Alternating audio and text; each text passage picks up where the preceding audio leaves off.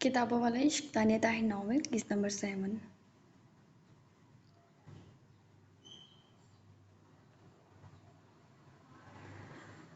वक्त ने ऐना को कॉल मिलाई तो ऐना ने मिला के उसकी कॉल उठा ली। नवाजिश है जनाब, आपने कॉल उठाने का सोचा। एनीवेज नीचे खड़ा हूँ, शॉपिंग पर जाना है, जल्दी से आ जाओ, वो उजरत में बोल रहा था।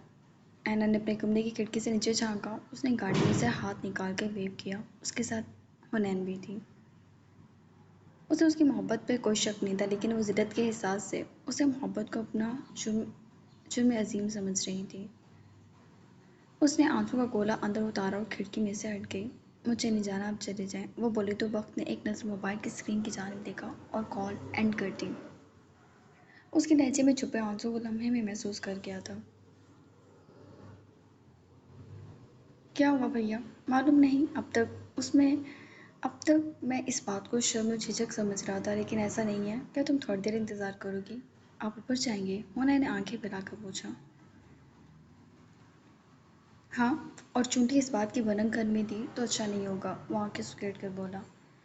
ठीक है। रिश्वत? उसने आगे हाथ बढ़ाया और वक्त ने उसके हाथ में 5,000 का नोट रख दिया। चूंज बंद रखो अब अपनी। वो कह के गाड़ी से निकला। ऐना ऊपर से ये मंजर देख रही थी और उसे दरवाज़ा बजाता देख उसके छक्के छूट गए, क्योंकि मम्मा दरवाज़ा खोलने जा रही थी। उसकी पेशानी पसीने से भर गई। वो जल्दी से भाग कर बाहर आई और वो मम्मा से खड़ा सलाम दुआ कर रहा था। मम्मा ने मुड़कर देखा और वक्त से आने की वजह जानना चाही। वक्त को उन लोगों के मिजाज समझ नहीं आ रहे थे। हुनैन भी ये सब देख रही थी।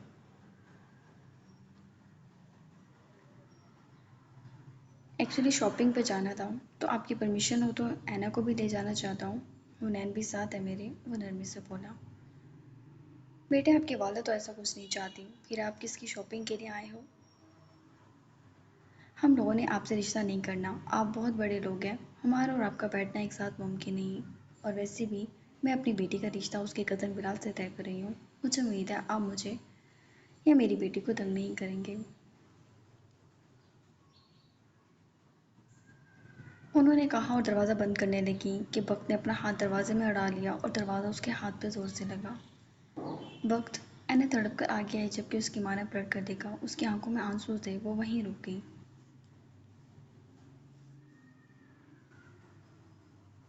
क्या मैं अंदर बैठ के बात कर सकता हूँ? वक्त संजीदगी से बोला। उसके चेहरे पर चट्टानों सी सख्ती छा गई थी, जबकि मिजाज तो कभी सर्द और कभी गर्म था। इस बात का इल्म ऐना को था बखूबी।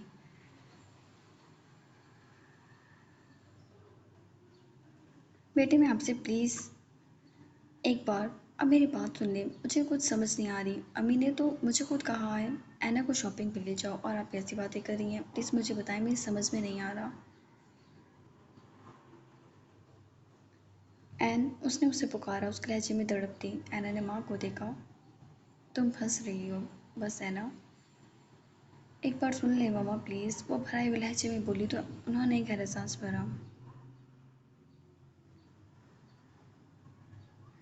तुम्हारा बाप आ गया तो वो मुझ समेत तुम्हें भी घर से निकाल देगा, वो ज़रा गुस्से से बोली और दरवाज़ा खोल दिया। वक्त अंदर आ गया। ऐना बिना बोले वहाँ से चली गई। वक्त अंदर बैठा तो ऐना की वालदा ने एक एक बात उसे बता दी।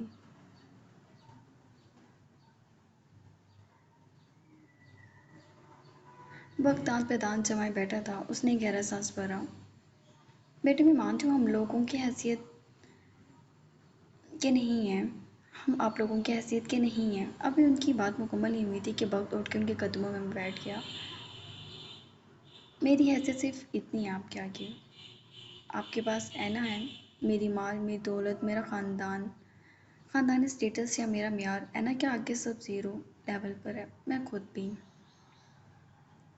मैं चाहता हूँ मेरे पेरेंट्स राज़ी नहीं, मैं जानता हूँ मेरे पेरेंट्स राज़ी नहीं, लेकिन मैं राज़ी हूँ पूरी चाहते दिल की रजामंदी से। आप फिक्रमंद ना हो, मैं सब संभाल लूँगा। मुझे तसल्ली नहीं बेटा। आप खड़े हों, ऐसे नहीं बैठे, वो ज़रा झिझक कर बोली। आप मुझे बताएं, आपको तसल्ली के लिए क्या करूं? आप मुझे अभी हुक्म दें, मैं निकाह कर लूँगा ऐना से। आप कहेंगी ऐना को सबसे अलग रखूँगा, मैं ऐसा भी करूँगा। लेकिन मुझे बिन मारे मत मारिए प्लीज़। लेकिन मुझे बिन मरे मत मारिए प्लीज़। वो अब भी उनके घुटने पकड़े बैठा था। अच्छा आप खड़े तो हों, ऐसा अच्छा नहीं लग रहा। वो शर्मिंदा सी हुई बोली। तो वक्त ने ऐना की जानिब देखा जो उसे देख रही थी। बेटा मैं वो तरदद करना चाहती थी मगर वक्त मानने को तैयार नहीं था। उसके पास मोहब्बत के लिए ऐसे ठोस दिलाए थे कि वो नरम दिल लोग वैसे ही पिघल जाते।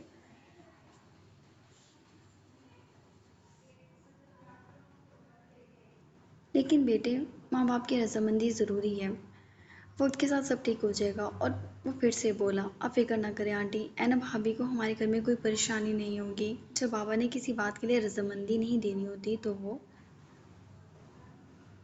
कभी भी नहीं देते, लेकिन वो इस बात के लिए दे चुके हैं तो वो अपनी ज़बान की इतने पक्के हैं कि वो साबित करके दिखाएंगे। और भाई, ऐना भाभी को बहुत खुश रखेंगे। बाकी जहाँ तक अम्मी की बात है तो वो भी सकदिल नहीं, बाज़-औक़ात नगीन चची की वजह से बस गुस्सा कर जाती हैं। भाई के अपने भाई के साथ मैं भी आपको कहती हूँ, ऐना भाभी खुश रहेंगी। हुनैन अचानक ही बोली तो उन तीनों ने हुनैन को देखा। वक्त की चाहत देखकर और सारा मामला सुनकर दिल बैठ सा गया कि उसका भाई किस तरह अपनी मोहब्बत के आगे मजबूर है। वक्त ने उसे मुस्कुरा कर देखा और ऐना की वालदा ने सर हिलाया। वो उसे बहुत प्यारी लगी, बिल्कुल अचानक उसका डिफेंस कर रही थी। जाओ ऐना। ऐना कमरे में चली गई, जबकि वक्त का दिल था उसके पीछे चला जाता, लेकिन उसकी वादा का ख्याल करते गहरा सांस भरता वो गाड़ी में बैठ गया, जबकि हुनैन और ऐना तैयार होकर आ गई। आप आगे बैठे भाभी जी। हुनैन ने हंसते हुए कहा तो वो पहला शख्स था उनके पूरे घर में जो उसे इज्जत दे रहा था। वो हल्का सा मुस्कुरा के आके बैठ गया, अलबत्ता वक्त ने उसके बैठते ही गॉगल्स लगा लिए। ऐना को लगा था वो अपनी सियाह गहरी आंखों से फिर से उस पर तारीफी निगाहें उठाएगा, मगर बेसुध उसने कोई रिस्पॉन्स नहीं दिया। भैया भाभी आपके साथ बैठी हैं और आपने गॉगल्स लगा लिए, मुझे तो लगा आप बात एक्सीडेंट कर देंगे। उन्होंने उसका बाजू से छोड़ा। पहली बार नहीं बेटी, वो संजीदगी से बोला। ऐना का मुंह खुल गया। हुनैन हंसने लगी।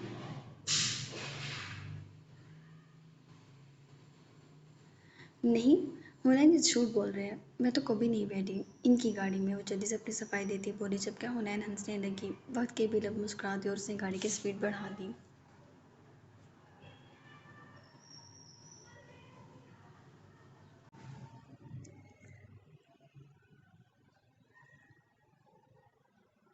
माला का बस नहीं चल रहा था वो उस गाड़ी से उड़ कर कहीं चली जाए। वो उसे ज़्यादा देख रहा था, ड्राइव कम कर रहा था। बहुत देर गाड़ी एक ही जगह पर घूमती रही। वो उसे टीज करने का शायद शौक रखता था। माला काफी देर से कुछ भी नहीं बोली थी। वक्त ने रोड पर बिना वक्त ने रोड पर बने एक गोल चक्कर पर गाड़ी डाली और उसके बाद अगले 10 मिनट में माला सर चकरा कर भराए लहजे में बोली, जहान। अल्फाज भी पूरे नहीं हुए थे कि उसने मजीद गाड़ी को गोल घेरे में ऐसा घुमाया। माला ने जल्दी से उसका हाथ पकड़ लिया, वरना वो खंभे में पूरी तरह टकरा जाते। जान। माला का नरम हाथ जहान के हाथ पर था। जहान ने उसके हाथ को पुरशौक निगाहों से देखते अपने हाथ में थाम लिया। गाड़ी चलाओगी? नहीं। शुक्र था उसने सीधे रोड पे गाड़ी डाल दी थी। माला ने हाथ खींच लिया।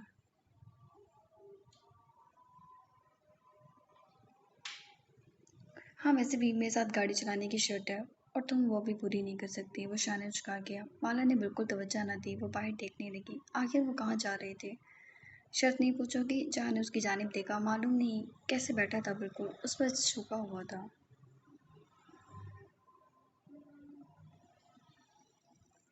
माला कुछ और दरवाजे की तरफ खिसकी। अब वैसे भी बता दें, माला बोली तो जहां ने सर हिलाया। उसकी बुरी आंखों ने माला को मुश्किल में डाला हुआ था। हाँ तो शर्त थी कि तुम मेरी गोद में बैठ के गाड़ी चलाओ तो तुम्हें चलाने दो। वो आंखों को दिलकश जंबिश देता बोला। मुझे नहीं चलानी। पता है, खैर किस चीज़ से डरती हो तुम? उसके अचानक सवाल पे माला के दिल ने चीख कर कहा, आपसे। लेकिन लबों से कुछ ना कह सकी। मेरे अलावा? वो सहूलत से बोला और स्टीयरिंग घुमाया। माला के पसीने से निकले। उसकी आंखों का मफहूम समझ गया था। बताओ, एकदम भड़क कर बोला तो माला ने सांस अंदर खींचा। बाइक। एकदम उसके होंठों से निकला। शान की पेशानी पे तेवरी बनी। बाइक, वो हैरान था। जी, वो सर झुका गई जैसे जुर्म हो। हम्म, अच्छा चलो तुम्हें बाइक की सैर कराते हैं क्योंकि माला को तो दुनिया में बस चांद से डरना है। माला किसी और चीज़ से डरेगी तो चांद का बुरा लगेगा। ऐसा है ना? और तुम तो चाहती ही नहीं कि मुझे बुरा लगे, राइट? वो मुस्कुराकर पूछ रहा था। माला रोने वाली हुई।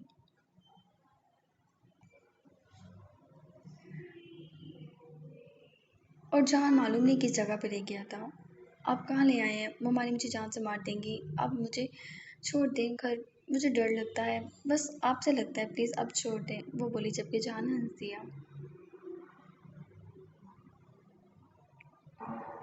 वो बाहर निकला और एक शॉप में चला गया। माला ने कसम खा ली थी कि वो बाहर नहीं निकलेगी और गाड़ी में बैठे वो रोने लगी जबकि हैवी बाइक की एकदम आवाज़ पर उसका दम निकल गया। उसने खिड़की से बाहर उसे देखा। वो बार बार रेस दे रहा था और उसे बुला रहा था। वो नफी में सर हिलाकर सर झुका गई कि उसे नजर ही ना आए। ऐसी की तैसी तुम्हारी। वो बाइक से उतर के गाड़ी का दरवाज़ा खोल गया। वो छुपने की कोशिश कर रही थी। नहीं, मुझे नहीं बैठना, आप छोड़े मेरा हाथ, आप बहुत गंदे हैं। वो बकायदा रोने लगी थी। Thank you. अब बैठो वरना तुम्हारी गर्दन पर से गुजार दूंगा बाइक। वो सिसकियां भरने लगी और चाहन बाइक पर सवार हुआ और जबरदस्ती उसे बैठाया। माला का दिल मुंह को आ रहा था। पकड़ के बैठो वरना मर जाओगे। जान ने हेलमेट पहना। जान नहीं।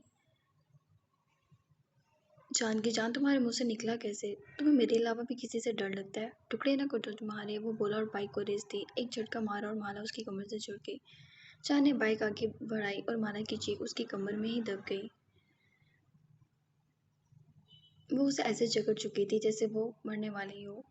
और आगे साला ये बेरहम इंसान था। उसने उसकी शर्ट मुठ्ठियों में जकड़ ली, यहाँ तक कि उसकी शर्ट के 2 बटन टूट के। और जहाँ ने उसे उस पूरे एरिया में घुमा डाला। शदीद तेज थी, इतनी कि माला चीखें मार मार कर रोने लगी। माला तुम्हें किससे डर लगता है? जा, जान से। Very good. बाइक रोक लो। जी। कुछ किया भट्टी बोलो। जाने अपनी गाड़ी के पास पूरे आधे घंटे की अजियत अमेज राइड के बाद बाइक रोक ली। माला कांपते कदमों से उतर के उसके पास से भागकर गाड़ी में बैठ गई। जबकि जहाँ ने बाइक वापस दी, रेंट पे किया और गाड़ी में बैठ गया। अच्छी राइड थी, मैं शादी के बाद तुम्हारे लिए खरीदूंगा स्पेशल। वो बोला तो माला ने कोई जवाब ना दिया और खिड़की से बाहर देखने लगी। उसकी सूसू गाड़ी में गूंज रही थी और जहान की मुस्कुराहट गहरी हुई थी। अचानक गाड़ी रुकी मॉल के बाहर। हुनैन, बख्त और रहना दिखाई दिए। माला जल्दी से उतर गई और हुनैन के सीने से लग के बेसाख्ता रो दी। जहान इस ड्रामेबाजी से बिल्कुल मुतासिर नहीं था, तभी सुकून से उतरा। चले, वो बख्त से बोला। क्या किया तूने? बख्त के सवाल पर उसने सिगरेट लबों में दबाकर उसके हाथ में डिब्बा थमा दिया। इज्जत नहीं लूटी, बाकी जो दिल में आया वो किया। वो शान झुका के मॉल के अंदर घुस गया। जबकि ऐना ने बख्त को देखा, वो डर गई थी। माला को रोते देख बख्त भी उसके पीछे चला गया और उन दोनों ने माला को चुप कराया। हुनैन, मुझे घर जाना है, वो बोली। तुम्हें पता है ना जान भाई का, रिलैक्स हो जाओ। हुनैन ने चुप कराया। उन्होंने क्या किया है? ऐना के सवाल पर वो चुप हो गई। क्या बताती? उसका पसंदीदा मशगला माला को जिज करना था। हुनैन भी उसे ही देख रही थी। माला कुछ बताते कि जहान और वक्त की आवाज़ पर तीनों पलटी और अंदर चली गई।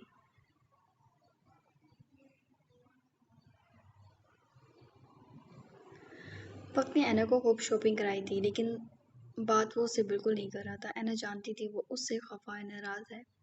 माला ने तो तब से हुनैन का हाथ ही पकड़ा हुआ था और एक कपड़ा भी खरीदने के लिए उसके पास पैसे नहीं थे।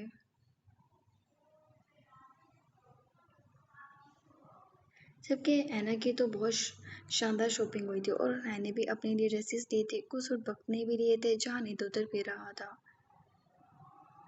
ऐना ने देखा वो एक रैक के पास खड़ा कुर्ता शलवार देख रहा था। वो आहिस्ते से चलते उसके पास आ गई। वक्त ने उसकी सीम देखा और दोबारा रुख मोड़ लिया। वक्त, ऐना ने पुकारा, आप खफा हैं? तो क्या नहीं होना चाहिए मुझे? तो मुझे रिस्पॉन्स कर सकती थी, ऐना सारी बातों से बाखबर कर सकती थी। वो आपकी मम्मा है, आप उनका यकीन करेंगे। हाँ ये सच है, लेकिन बेयकीनी तो कभी तुम पर भी नहीं की मैंने। वो घूर कर बोला, सॉरी, सज़ा मिलेगी। वो सीने पर हाथ बांध के आयना ने उसकी सिम देखा।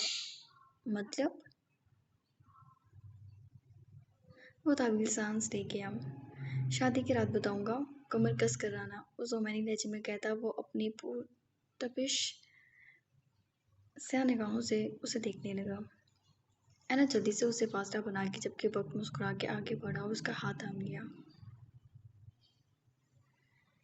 मैं कुछ नहीं कर सकता तुमसे मोहब्बत करने के अलावा। वो उसका हाथ थाम गया। ऐना शर्मा से गई। और क्या रहता है जो लेना है?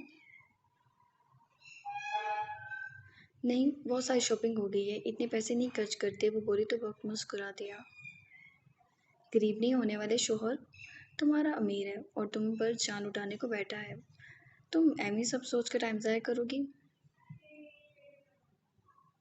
मैं गरीबनी नहीं हूँ, वो मुंमुरा के बोली जबकि वक्त ने उसके हाथ की पुश्त अचानक अपने लबों से लगा ली। ये पहली बार था। उसकी इस हरकत पर ऐना सहम से गई। हाथ छोड़ा के माला हुनैन के पास भाग गई। वक्त मुस्कुरा कर पलटा। जहान उसे आईब्रोज का कर देख रहा था। तुम्हारे रोमांस को 5 रुपए भी देने का दिल नहीं कर रहा। वो परफ्यूम उसकी जानिब छाग गया। स्मेल करो इसकी, कैसी है? Nice hot. वो आंख दबा के बोला और जहान भी अंदर, जबकि वक्त ने भी कुछ परफ्यूम लिए थे। उन सब ने अपनी शॉपिंग के बाद खाना ऑर्डर किया और माला झिझक गई। कभी उनके साथ बैठ के खाना खाया ही नहीं था। माला आप भी बैठ जाओ, ऐना ने नरमी से कहा। नहीं, मुझे भूख तो नहीं है, वो खाने को एक निगाह देखकर बोली। बैठ जाओ माला, भूख नहीं भी है फिर भी खा लो थोड़ा सा, वक्त और हुनैन बोले। नहीं, आप लोग खाएं, मैं वहाँ बैठ जाती हूँ। वो खुद ही जाकर खाली टेबल पर बैठ गई।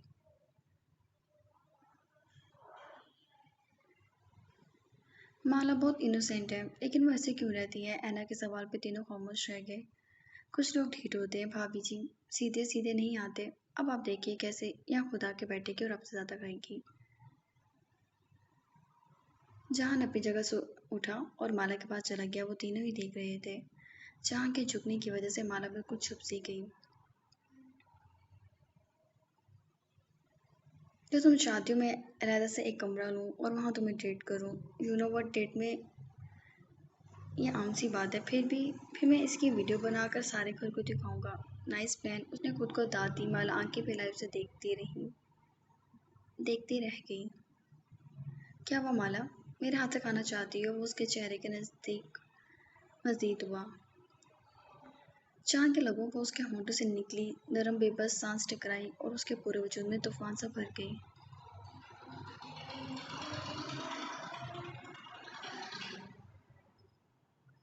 चांद साकत सा उसे देख रहा था। माला ने उसे दूर धकेला और जल्दी से भागकर ऐना के साथ बैठ गई।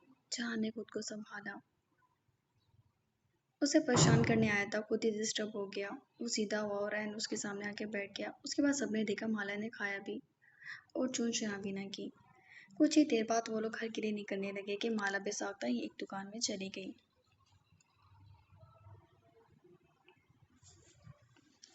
यस मैम, सेलकर ने उससे पूछा। नहीं नहीं मैम, मैं वैसे ही देख रही थी। वो ज़रा घबरा कर निकलने लगी कि उसे सेलकर ने ज़रा गुस्से से धकेल दिया। जब जेब में पैसे ना हो तो आया भी ना करो, वो कह के मुड़ गई। जबकि माला के लिए सब आम था। वो जल्दी से बाहर आ गई। तब तक वो सब भी आ गए थे। माला तुमने तो कुछ भी नहीं लिया। हुनैन को जैसे याद आया। वो मैं चाचू ने दिए तो थे तुम्हें पैसे, वक्त भी बोला। वो मैं मुझे लगता है दावत माला ने हमें दी है। क्यों माला? जहान मुस्कुराया। पैसे तो अच्छे खासे थे तुम्हारे पास। माला अचानक ही रोने लग गई। उनके सवालों पर भी वक्त ने सर झटका। मेरे ख्याल से साजिद अंकल को दे दिए हैं उसने। नहीं, मैं अपने पापा को कुछ नहीं देती। उसका दिल दुख गया था। वो रोती हुई वहाँ से चली गई। खैर चलो भाई, आपको ऐसे नहीं कहना चाहिए था, वक्त ने हुनैन ने वक्त से कहा। मुझे जो लगा कह दिया। मेहंदी का फंक्शन नज़दीक आ गया। सबकी तैयारियां थीं। घर में मेहमानों की आमद बढ़ गई थी और इतने मेहमानों के बीच माला घनचक्कर बन गई थी। माला ये ला दो, माला वो कर दो, अब चाय दो, ये सामान उठाओ, यहाँ से साफ कर दो, वो कर दो, ये करो। उसकी हथेलियों में भी दर्द हो गया था और उसकी आंखें भीग भीग गईं जब मोमानी ने कहा कि अभी जान का खाना उसने बनाना है। हालांकि रात के 3 बज गए थे, सब गाना वाना बजा कर थक कर सोने जा चुके थे कि अगले दिन मेहंदी के फंक्शन में अच्छे लगे, जबकि सबको लगता था कि ना वो थकती है और ना ही उसे कुछ होता है। अपने हाथों साफ करके थके हुए वजूद को उसने घसीटा और चूल्हे के आगे खड़ी हो गई। उसे बहुत रोना आ रहा था कि अचानक पीछे से आने वाली आवाज़ पर वो मुड़ी और साथ को देखकर एकदम हैरान रह गई। माला। साथ मुस्कुराया, जबकि माला हैरान तो थी लेकिन हल्का सा मुस्कुराई। आप कब आए? अरे तुम रो क्यों रही हो? साथ परेशान सा होता अंदर आया। नहीं, नहीं बस वैसे ही। आप कब आए? ममानी को पता है? मैं सबको बताऊं? बच्चों की तरह खुश हुई थी। साथ दिल खोल कर हंसा। अरे नहीं भई, तुम तो मेरे सरप्राइज़ खराब कर दोगी। वो सीने पर हाथ बांधकर बोला तो माला ने सर हिलाया। कैसी हो? माला ने उसकी सीम देखा। पहली बार किसी ने उससे पूछा था। उसकी आंखें सुर्ख हो गई थी। अच्छी हूँ, वो हल्का सा मुस्कुराई। अच्छा खैर क्या कर रही हो? उसने बात बतकी तो माला ने उसे बताया कि वो चांद के लिए खाना बना रही है, जबकि साथ हैरान हुआ। इस वक्त? एक काम करो, तुम जाओ रेस्ट करो, रात ज़्यादा हो गई है। जान भाई फ़िलहाल गायब है। अभी पता है आप आ गई हैं। उन्हें पता है आप आ गई हैं? बिल्कुल, मुझसे कोई बच सकता है। वो हंस दिया और माला ने शुक्र अदा किया और वहाँ से जल्दी से चली गई, जबकि साथ ने गहरा सांस भरा। सब सो रहे थे। फिलहाल तो अब कल ही वो उन सबको सरप्राइज़ देगा।